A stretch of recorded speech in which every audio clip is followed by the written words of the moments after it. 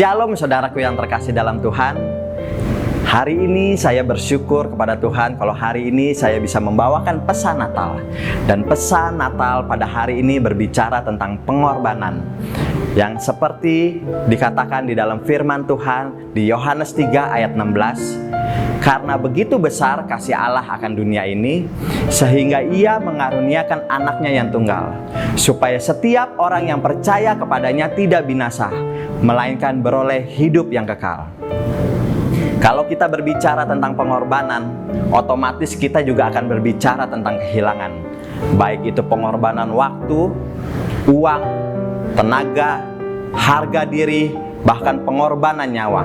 Seorang ibu atau seorang ayah bisa mengorbankan nyawanya untuk anaknya agar tetap hidup. Seseorang bisa mengorbankan nyawanya agar orang lain bisa tetap hidup. Tetapi tidak pernah dan tidak akan pernah seorang ibu, seorang ayah, atau seseorang yang ada di muka bumi ini menyerahkan hidupnya, mengorbankan hidupnya agar orang lain tetap hidup dan orang itu hidup dalam kekekalan. Karena kita tahu yang sanggup memberikan hidup kekekalan hanya Tuhan Yesus Kristus yang telah mati di kayu salib untuk menebus orang-orang yang berdosa, yaitu kita. Sebetulnya upah kita adalah maut, karena upah dosa adalah maut. Tetapi karena kematian Tuhan Yesus Kristus, kita diselamatkan dan kita memperoleh kerajaan surga. Dan kita bersyukur kalau Tuhan Yesus memberikan pengorbanan yang luar biasa dalam hidup kita. Mungkin ada sebagian orang yang berpendapat ketika dia mengorbankan bukan dirinya, tetapi orang lain dengan cara membunuh orang lain, mereka berpikir mereka akan masuk ke surga. Dan itu adalah pemahaman yang sangat-sangat egois. Pengorbanan yang dilakukan Tuhan Yesus adalah pengorbanan yang luar biasa, Bapak Ibu yang dikasih dalam Tuhan. Dan kita bersyukur kalau kita punya Allah yang luar biasa bagi hidup kita. Pengorbanan memerlukan cinta yang besar. Pengorbanan memerlukan kasih yang sangat besar. Pengorbanan seorang pelayan Tuhan, dia sanggup memberikan korban waktu sehingga ketika dia pulang kerja atau dia pulang sekolah, waktu yang sebetulnya dipergunakan untuk istirahat, dia pergunakan untuk datang ke gereja, untuk pertemuan, rapat, latihan, dan itu yang disebut pengorbanan.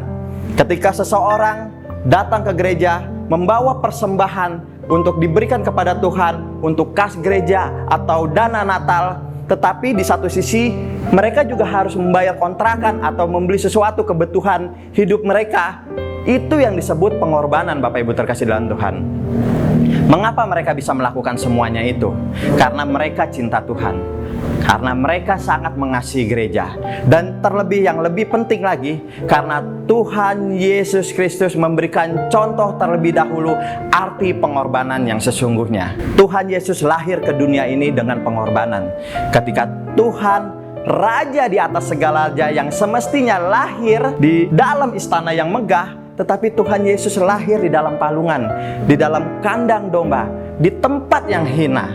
Tuhan Yesus juga menunjukkan pengorbanan yang luar biasa ketika Tuhan Yesus mati di kayu salib untuk menyelamatkan kita. Bapak Ibu tahu, kayu salib adalah tempat orang-orang hina, tempat orang-orang yang melakukan kejahatan. Tetapi Tuhan Yesus melakukan semuanya itu. Demi siapa? Demi kita semua, demi orang-orang yang percaya kepadanya, demi orang-orang yang dikasihi Tuhan Yesus Kristus. Pengorbanan Tuhan Yesus Kristus yang menyelamatkan kita. Pengorbanan Tuhan Yesus Kristus yang memulihkan kita, yang memberkati kita, yang menyembuhkan kita.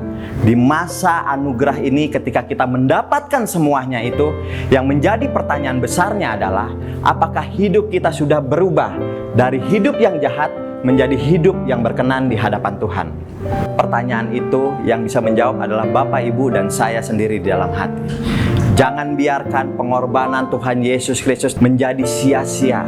Dan jangan sampai ketika Tuhan Yesus panggil kita, ternyata nama kita tidak terpilih untuk masuk dalam kerajaan Allah.